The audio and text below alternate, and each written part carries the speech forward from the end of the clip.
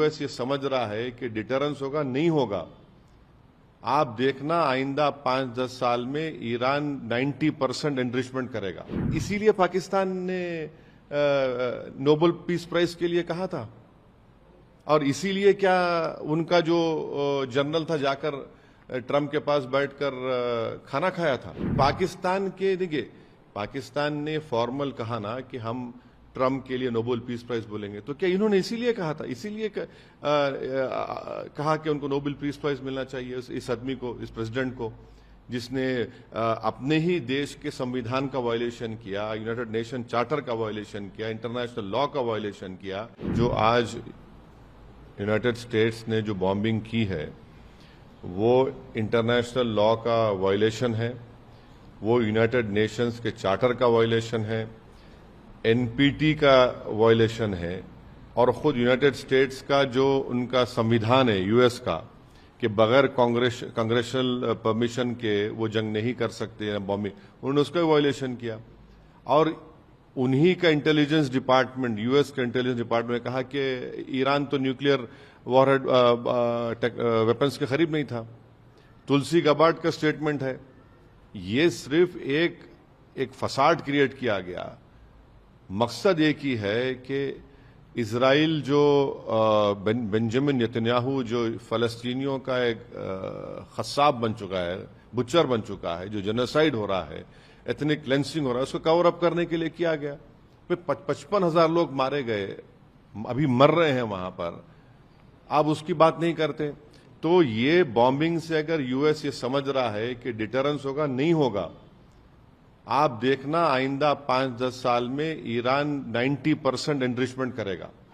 आप इस बात को देख लेना कि उस इलाके में जितने मुस्लिम अरब कंट्रीज हैं वो अब ये तय करेंगे कि भाई हमारा को अगर डिटरेंस चाहिए इजराइल से तो हमको भी अब वही करना पड़ेगा। वो भी करेंगे, न्यूक्लियर बॉम्ब्स बनाएंगे, न्यूक्लियर वॉरहेड्स बनाएंगे। और ये जो यूएस ने किया है, इराक में आपने झूठ बोला था वेपन्स ऑफ मास डिस्ट्रक्शन, कहां मिला? कुछ नहीं मिला। आपने लीबिया में गद्दाफी को हटाया, ये कुछ इल्जाम लगाकर केमिकल वेपन, क्या हुआ? कुछ नहीं निकला। तो आप ये जो इंस्टेबिलिटी क्रिएट कर रहे हैं, ये इंस्टेबिलिटी आपको ही महंगी पड़ेगी। अगर कल वहां पर जंग हो जाएगी उस इलाके में, जो अब पूरे आसार नजर आते हैं, तो फिर पूरा इलाका एक आग की झोंक में होगा।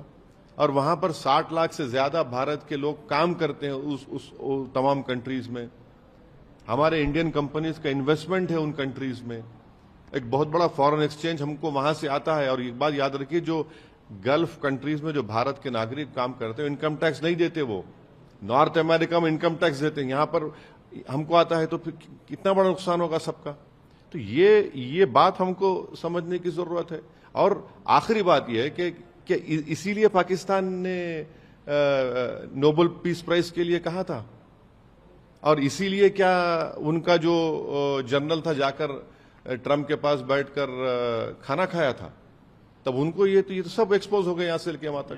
पाकिस्तानी मुस्लिम आवाम को नहीं, पाकिस्तान ने फॉर्मल कहा ना कि हम ट्रंप के लिए नोबेल पीस प्राइज बोलेंगे, तो क्या इन्होंने इसीलिए कहा था, इसीलिए कहा कि उनको नोबेल पीस प्राइज मिलना चाहिए इस आदमी को, इस प्रेसिडेंट को, जिसने अपने ही देश के संविधान का वायलेशन किया, यूनाइटेड नेशन चार्टर का वायलेशन किया, इंटरनेशनल लॉ का वायलेशन किया, एनपीटी का वायलेशन किया।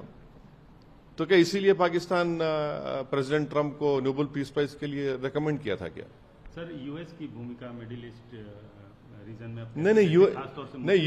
नहीं, यूएस ऑनेस्ट ब्रोकर कभी नहीं था। चाहे इराक हो, चाहे लीबिया हो, चाहे पैलेस्टाइन हो। और ये जो गजा में जेनोसाइड हो रहा है, जो एथनिक क्लेंसिंग हो रही है रेसिस्ट स्टेट की तरफ से, उस पर तो यूएस बिल्कुल खामोश बैठा हुआ है। सारी दुनिया बोल रही है कि पैलेस्टीनियंस का एथनिक क्लेंसिंग हो रही है। माने अगर वो लोग खाना लेने जा रहे हैं तो गोलियां चलाकर उनको मार रहे हैं। और पूरी वेस्टर्न मुमालिक जो बड़ा पूरे विश्व में दर्ज देते हैं ह्यूमन राइट्स, अरे तुम लोग कह के ह्यूमन राइट्स बात कर रहे हैं? कौन सी ह्यूमन राइट्स बात कर रहे हैं? इजराइल के पास जो इतने वॉरहेड्स है, न्यूक्लियर टेक्नोलॉजी है, वो लोग बोलते हैं एक्सपर्ट वो 700-800 है।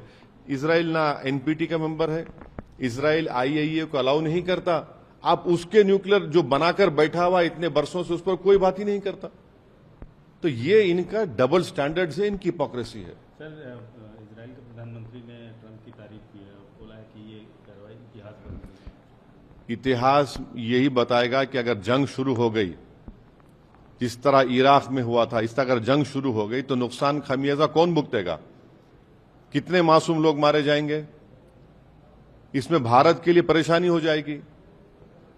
ये नहीं तो इतिहास ये जरूर लिखेगा कि बेंजामिन नेतन्याहू फलस्तीनियों का बुचर था, जिसने गज्जा में 55,000 फलस्तीनियों को उनका जेनोसाइड किया, एथनिक क्लेंसिंग कर रहा है। वो तारीख में जरूर लिखा जाएगा। भारत का ईरान से, यूएस से और इजराइल से जो स्ट्रेटेजिक पार्टनरशिप है, इस सिचुएशन में अरे हम ईरान में छाबार पोर्ट बना रहे हैं, 20 साल उसको ऑपरेट करेंगे। हम पाकिस्तान को बाईपास कर अफगानिस्तान में उनकी मदद करेंगे। तो हम उम्मीद करते हैं कि भारत सरकार इसका नोट ले, इसका कंडेम करे। ऐसा तो हम पॉलिसी हमारी कुछ तो वाज़ेह साफ पॉलिसी होनी चाहिए हमारी इसके